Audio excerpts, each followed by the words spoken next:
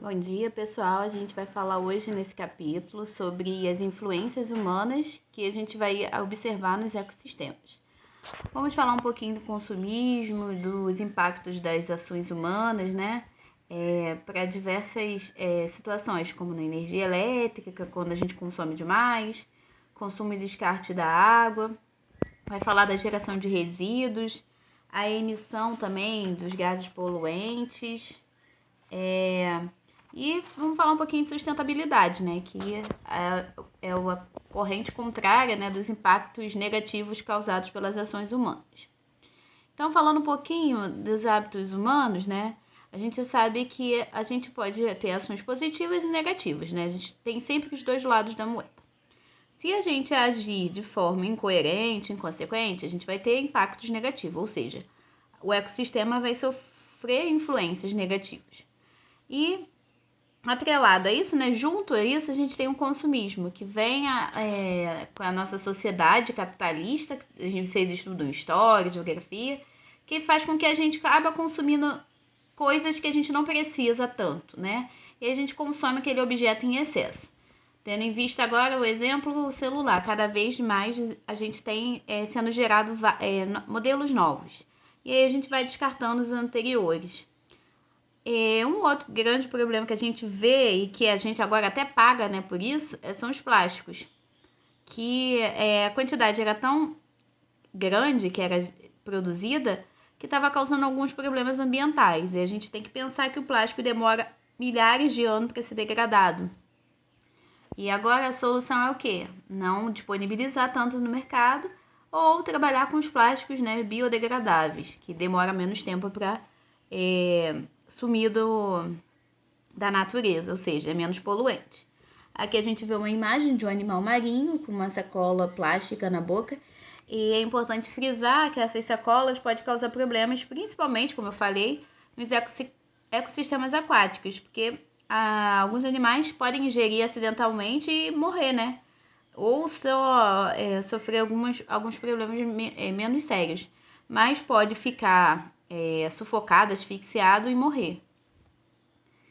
Então, a gente tem que falar um pouquinho, né, do consumismo, que tem a ver com o sistema econômico, que a gente sabe que é capitalista e que leva a gente a querer comprar coisas, né? Todo mundo, toda menina, principalmente o menino agora com jogos, né, vai querer comprar aquilo em grande quantidade. A gente tem que pensar também que o consumismo tem a ver com o aumento da população, que cada vez mais você tem as populações crescendo em números, então o consumo vai ser maior, consequentemente. E a gente também tem que pensar que para você produzir em escalas maiores, né, para suprir todo mundo, vai aumentar o uso dos recursos naturais.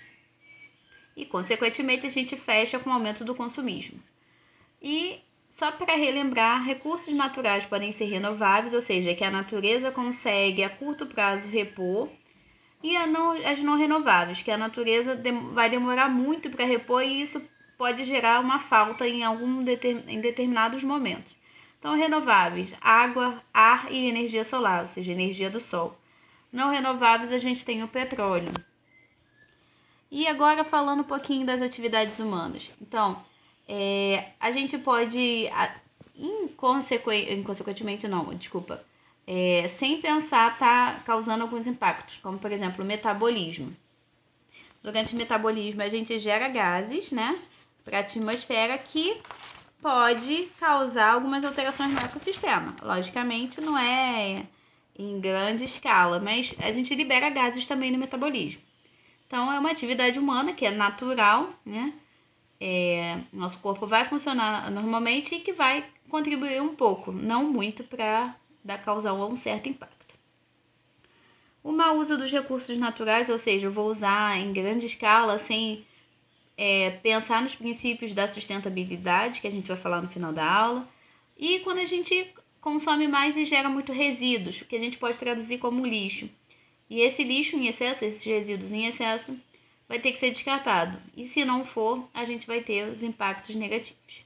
Consequências dessas atividades humanas negativas: alterações do clima, emissão de gases poluentes, os gases do efeito estufa, poluições que a gente vê aí diversas. Agora, focando esses impactos para o consumo de energia. A gente sabe que o nosso país gasta-se muita energia, né? Mas também produz bastante. E cerca de 80% da energia elétrica é produzida pelas hidrelétricas, né? Que são grandes reservatórios de água que vai trabalhar com energias que no final vai gerar uma energia elétrica. Ela tem algumas vantagens, porque a água é uma energia renovável, né? Porém, ela causa desvantagens, que para você construir uma hidrelétrica, você tem que devastar o local, desmatar, alagar áreas extensas, porque hidrelétrica vai precisar, como o nome já diz, água, vai precisar de muita água, vai precisar desviar rios, consequentemente vai causar alterações na vida dos animais que ali habitam e até alterações no clima. Aqui é só para lembrar, vocês vão ver no 8º ano como funciona uma hidrelétrica. Você tem uma represa, uma grande quantidade de água, né? Por isso que tem que desmatar. Aqui você tem as barragens onde passa a água e aciona turbinas. Essa turbina vai gerar uma energia que no final vai produzir energia elétrica aqui. E é por isso que precisa de grandes espaços contendo água. E causa todos aqueles estragos que eu falei no slide anterior. Então, falando um pouquinho da questão da água. A gente sabe que as águas potáveis vêm das águas doces. No Brasil, a gente tem bastante água doce, né?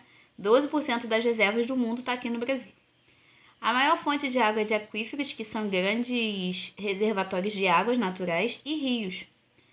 E só que a gente vê, ao mesmo tempo que a gente tem pouca quantidade de água doce, uma outra coisa que contribui para diminuir essa quantidade é a poluição hídrica, né, dos rios, desses aquíferos, como eu falei, esgotos a céu aberto, os plásticos, os resíduos industriais, por exemplo, a indústria joga lá no rio, que é da onde a gente tem água doce, acaba poluindo e aí a gente vai ter um impacto gigantesco, tendo em vista que a água doce do mundo não é tão grande assim.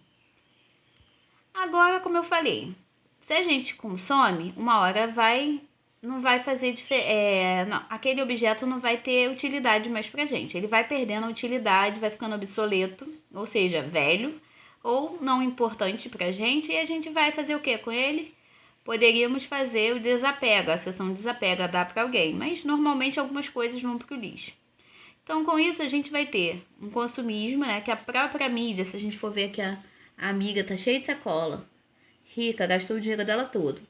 Aí, o que vai acontecer? A própria mídia, a internet, faz com que a gente compre bastante, pra gente acompanhar o que tá na moda, né? E aí, o que vai acontecer? Vamos produzir muito lixo, que tem a ver também com os padrões culturais e hábitos de consumo das sociedades. Se a gente pensar os índios de hoje já estão consumindo um pouco, mas eles não consomem tanto igual a sociedade, vamos dizer assim, da cidade. As pessoas da grande metrópoles, assim, têm um hábito de consumismo bem maior do que de cidades menores. E os padrões culturais também. Então, a gente tem que pensar nisso. E é importante deixar claro que quanto maior a renda, maior vai ser o consumismo. Ou seja, quanto mais dinheiro, mais você vai gastar. Se você não tem dinheiro, você não consome tanto. A não ser que tenha um cartão ilimitado. Solução para isso tudo. Mas não tenho solução. Sempre tem. Sempre tem um jeitinho para tudo. Coleta seletiva de lixo, que a gente pode fazer em casa. A reciclagem, aquele material de papelão não serve para uma coisa, mas sempre serve. Quem tem gato, não adianta comprar caixa boa não, eles gostam de caixa de papelão. Recicla, faz uma caixa bonita para gato. Ou faz outras coisas, ou envia para postos de reciclagem também. Se vocês não tiverem ideia para fazer, existem postos que recolhem material para reciclagem. Compostagem, né? Aí que deu tosse aqui, desculpa. A compostagem, a gente já vai ter forma de aproveitar os resíduos orgânicos, ou seja, os resíduos dos alimentos, né? Então, a gente pegou uma casca de batata, a gente pode fazer uma compostagem, que ajuda na questão de adubo, adubar uma terra, sempre vai ter uma serventia. A gente também deve descartar corretamente os resíduos que a gente gera. Por exemplo, medicamentos a gente não pode jogar na pia, né, no vaso, nem no lixo comum. A gente tem que pensar, cada lixo tem um destino final, apropriado, e o consumo consciente de produtos. Para que eu vou comprar um celular eu tenho um iPhone 11, né? Eu acho que o último era 11. Por que eu vou querer o 12 agora se o 11 ainda é um dos últimos de lançamento e está funcionando? Então, a coerência, né? A consciência é que vai ajudar também nesse processo. Aí a gente falou da poluição do rio, a gente já falou de várias poluições e ações negativas. Mas uma grande coisa que sempre acontece, que a gente já estudou, é que a gente emite muito gás. Esses gases são muitos gases, esses gases são poluentes. Aí o que a gente vai ter? Gases do efeito estufa aí, ó, bombando na atmosfera. As causas: utilizações de meios de transportes que precisam ser movidos a combustíveis fósseis. Quais são os combustíveis fósseis? Os derivados de petróleo. E aí, esses derivados de petróleo, quando queima, libera muito gás carbônico. E esse gás carbônico acumula na atmosfera, dá um problema lá no efeito estufa natural. E o nosso efeito estufa fica muito exacerbado e esquenta a beça. E a gente também tem essa emissão de gases quando a gente tem usinas elétricas que queimam também esses combustíveis fósseis, como as termoelétricas, que emitem esses gases, e os processos industriais, que são aquelas fumaças. Aí sempre é liberado gás no processo e a gente tem essas questões. Então, meio de transporte, usinas e indústrias são basicamente os grandes causadores de emissão de gases poluentes. Como eu falei, a gente tem aqui o metano, que é o CH4, um nome bonito, quem gosta de química aí daqui uns dias vai estudar. O CO2, que é o verdinho aqui, ó, gás carbônico, e os derivados de nitrogênio, né? Aí a gente tem, qual é a consequência dessa liberação desses gases? Vai ficar um monte de gás na natureza? Não. A gente tem o efeito estufa, como todo mundo sabe, é um efeito natural, só que com grande quantidade de gases, a estufa esquenta mais. Então, você tem o agravamento do efeito estufa. E qual é a consequência? Se a estufa esquenta demais, aquecimento global, ou seja, vai aumentar a temperatura média do mundial. Para fechar a aula, eu não estou me estendendo muito, porque todo mundo dorme aí de manhã, que eu sei. Vamos falar um pouquinho de sustentabilidade. É uma palavra muito bonita, né? Mas a gente não precisa saber, a gente precisa incorporar para a gente poder mudar algumas atitudes, né? É uma forma de diminuir, né? Atenuar, amenizar os impactos ambientais e a degradação dos ecossistemas. Foi um termo que surgiu em 1970, numa conferência lá na Europa, lá na Suécia. Fizeram uma conferência, uniu vários países e chegaram a esse termo aí. Por quê? Estava tudo muito poluído e tinham que ter uma solução para isso. Aí vamos pensar em formas que ajudem isso. Aí vieram com esse termo sustentabilidade. Que é o quê? Uma maneira correta de você utilizar os recursos naturais, ou seja, você vai utilizar o que a natureza está te dando, de forma que você preserve os ecossistemas e de forma que você use aqueles recursos de forma consciente para que ele permaneça por mais tempo. Por que eu estou falando isso? Eu posso usar água do planeta inteiro e chegar daqui a 10 anos não ter água para os seus filhos, seus irmãos que vão estar para nascer. E aí não adianta gastar tudo agora e depois não ter. Então, qual é como que eu posso dizer? A vibe da sustentabilidade. Eu uso poupando de forma certa, porque eu vou ter por mais tempo aquele recurso. O que, querendo ou não, você não vai cair no excesso de uso de recursos, não vai gerar tantos materiais que vão degradar, aí você vai ter várias coisas incorporadas nisso. Por quê? Você começa a ter a preocupação com o consumismo, né? E você começa a ter um pensamento consciente em relação ao uso de um determinado recurso. E aí daí, antigamente era chamado de política dos 3 R's, logo assim que começou esse termo, agora a gente já tem 5 R's, é tipo celular, já está evoluindo também. Que é o quê? Você vai repensar. Por que repensar? Eu preciso disso mesmo? Não preciso. Aí você vai para o segundo R, recusar, né? Se eu não preciso, eu penso, se eu preciso ou não. eu vou para o segundo R e recuso, se eu não precisar. Só que tem coisas que você não vai poder recusar, você vai precisar reduzir. Por exemplo, alimentos. Você tem como reduzir alimentos? Você tem que comer aquela quantidade de nutrientes por dia. Mas é só não comprar em excesso. Você compra uma quantidade menor, ou seja, reduz. Reutilizar. Tem uma coisa que não serve para isso, mas eu posso usar ter uma outra finalidade. Você pode reutilizar, que é um pouquinho diferente de reciclar. Reutilizar é você pegar uma casca, né, de algum alimento e você reutiliza em outra receita. E reciclar é uma transformação. Você pega um papelão e esse material vira um abajur. Então você transforma os objetos. Reutilizar, você pega o mesmo objeto, não transforma, mas usa para uma outra função. Isso é reutilizar. Reciclar não, você transforma aquele objeto em outro e ele ganha uma nova cara. Então, tem pequenas diferenças. Então, a gente tem esses 5 R's: repensar, recusar, reduzir, reutilizar e reciclar. Então, se a gente pensar nesse aspecto, a gente vai conseguir ter ideias mais sustentáveis e a gente vai conseguir ajudar um pouco o meio ambiente a ficar mais tempo com a gente. Se vocês pensam que vocês estavam todo mundo em casa nessa época de pandemia, o ar, como estava todo mundo usando menos transporte, ficando mais em casa, estava até menos poluído. Eu tive que trabalhar, eu acabei alguns dias sentindo o ar do lado de fora. Então, logo no início da pandemia, que estava todo mundo em casa, o ar estava bem mais fresco, os rios estavam bem menos poluídos. E aí por quê? Porque tiveram menos impactos, né, gerados pelo homem, já que os homens estavam em casa.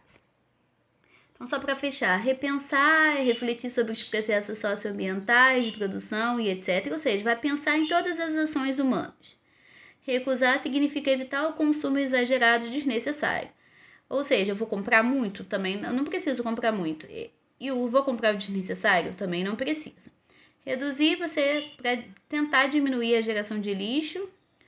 Por exemplo, reduz a quantidade das embalagens. Reutilizar, dar uma nova utilidade, como eu falei, uma nova função. A caixa de papelão. Você vai usar a mesma caixa para o seu gato deitar em cima. Que ele folgado e que você comprou a caixa caríssima e ele não vai deitar. Ele prefere a caixa de papelão. E reciclar é transformar uma coisa em outra. Você transforma em um novo produto. Como eu falei, você pode pegar papelão, jornal e fazer um abajur. Então, basicamente é isso. Não se esqueçam dos testes referente aos conteúdos e as atividades finais. Eu vou começar a cobrar, que tem um monte de gente me devendo aí. Já estou acompanhando aqui vocês na plataforma. Postem normalmente pela aba das atividades. Anexam os materiais lá na parte de atividades para eu poder corrigir. Tem um monte de gente me devendo. A partir de agosto, já refaçam as outras atividades dos capítulos anteriores, porque eu vou cobrar, hein? Então, uma boa semana de aula a todos.